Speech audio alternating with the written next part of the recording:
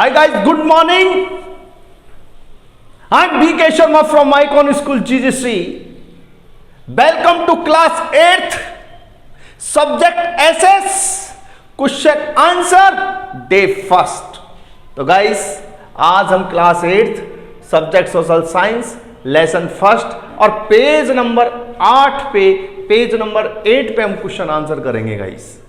ध्यान रखिए, page number 8 अपनी एसएस का आप ओपन करेंगे, पार्ट 3 हिस्ट्री। अब इसमें पहला लेसन है हाउ, कैसे, व्हेन, कब एंड वेयर और कहां। हाउ, व्हेन एंड वेयर, कैसे, कब और कहां, ये हमारा लेसन का नेम है। इसमें दिया गया पहला क्वेश्चन, लेट्स रिकॉल, मतलब आप इनको रिकॉल करें, यानी पुनः स्मरण करें, पुनः याद करें, रिकॉल करें इनको। क्वेश्चन नंबर फर्स्ट, स्टेट, बताइए वेदर ट्रू और फॉल्स, कि ये दिए गए सेंटेंस ट्रू है या फॉल्स है। आपको केवल इतना सा बताना है और इनको आपको राइट करना है अपनी नोटबुक में, simple. Question number first, A James Mill divided Indian history into 3 periods, Hindu, Muslim, Christian. James Mill जो कि एक फिलोसोफर थे, स्कॉटिश फिलोसोफर, जेम्स मिल ने डिवाइडेड यानी विभाजित किया था इंडियन हिस्ट्री, भारतीय इतिहास को इनटू 3 पीरियड्स, 3 पीरियड्स में धर्म के आधार पर, जैसे हिंदुओं का शासनकाल, मुस्लिमों का शासनकाल और क्रिश्चियन अंग्रेज लोगों का, ईसाइयों का शासनकाल, इस 3 भागों में इसको बांटा था पूरे इतिहास को। जेम्स मिल ने ऐसा करके समाज को डिवाइड एंड रूल की नीति अपनाई थी कि पूरे समाज को 3 भागों में बांट दो, हिंदुओं का, मुसलमानों का और क्रिश्चियंस का। ये उनकी चाल थी, ताकि फूट डालो राज करो, डिवाइड एंड रूल। तो ये सेंटेंस पूछ रहा है कि ये ट्रू है फॉल्स है, तो हमने लिखा है ट्रू ट्रू ट्रू, ये सत्य है सत्य है सत्य है। Question number B, official documents, सरकारी डॉक्यूमेंट्स यानी कागजात, हेल्प अस, हमारी मदद करते हैं, अंडरस्टैंड, समझने में, what the people of the country think, कि देश के लोग क्या सोचते हैं उसको समझने में हमारी ऑफिशियल डॉक्यूमेंट मदद करते हैं। Official documents help us understand what the people of the country think. तो हमने ये कहा फॉल्स, ये झूठा है, क्योंकि ऑफिशियल डॉक्यूमेंट्स में पुलिस सही को गलत और गलत को सही भी लिख सकती है। उनके डॉक्यूमेंट्स रिलायबल नहीं होते हैं, उनके लिखी हुई एफआईआर रिलायबल नहीं होती है, उस समय की लिखी हुई एफआईआरों पे भरोसा नहीं किया जा सकता, निर्दोष लोगों को जेल में डाला गया था। इसलिए ऑफिशियल डॉक्यूमेंट्स की मदद से हम उस देश की स्थिति को नहीं जान सकते, हम उस देश के लोगों की स्थिति को नहीं जान सकते। इसलिए हमने इस स्टेटमेंट को बोला है फॉल्स, कि ऑफिशियल डॉक्यूमेंट हमारी कोई मदद नहीं करते हैं देश की कंडीशन को समझने में, क्योंकि वो झूठे भी लिखे जा सकते हैं, इसलिए हमने इसको लिखा है false. The British thought surveys were important for effective administration. The British, अंग्रेज लोगों ने थॉट यानी सोचा, सर्वे, कि जो सर्वे करवाए जाते हैं, जो ये सर्वे होते हैं, सर्वे जानते हैं, जांच पड़ताल होती है, वर इम्पोर्टेंट, ये बहुत ही इंपॉर्टेंट होते हैं फॉर इफेक्टिव, प्रभावकारी, एडमिनिस्ट्रेशन, प्रशासन के लिए। द ब्रिटिश थॉट, अंग्रेज लोगों का ये मानना है कि जो सर्वेज हैं वर इम्पोर्टेंट होते हैं, महत्वपूर्ण होते हैं फॉर इफेक्टिव एडमिनिस्ट्रेशन के लिए, बहुत ही प्रभावकारी प्रशासन के लिए। तो ये क्या है, ये ट्रू है। क्या है ये, इसको क्या बोलेंगे हम, ट्रू, बिल्कुल सही है। लेट्स डिस्कस यानी आओ बात करते हैं, आओ डिस्कस करते हैं, let's discuss. What is the problem with the periodization of Indian history that James Mill offer.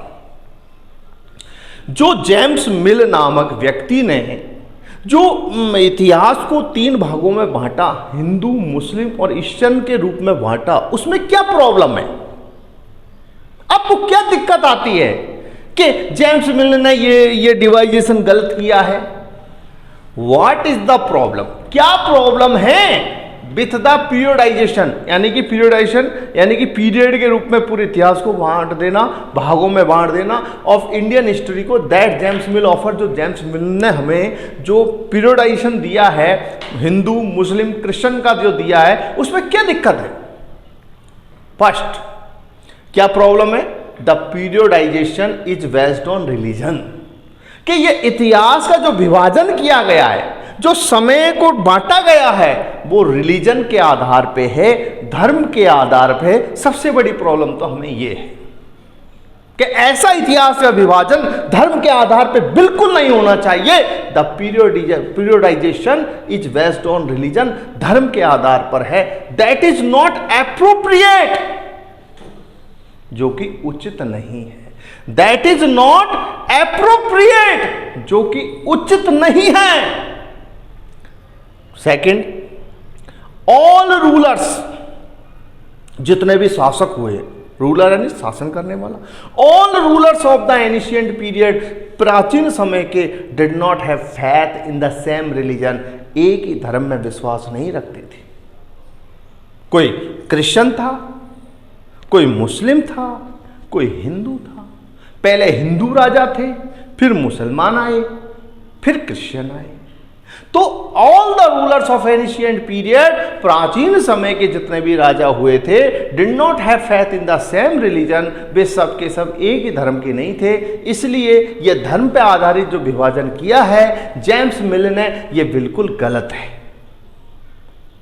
I don't agree with it, मैं इसके साथ बिल्कुल सहमत नहीं हूं। The motive of the periodisation,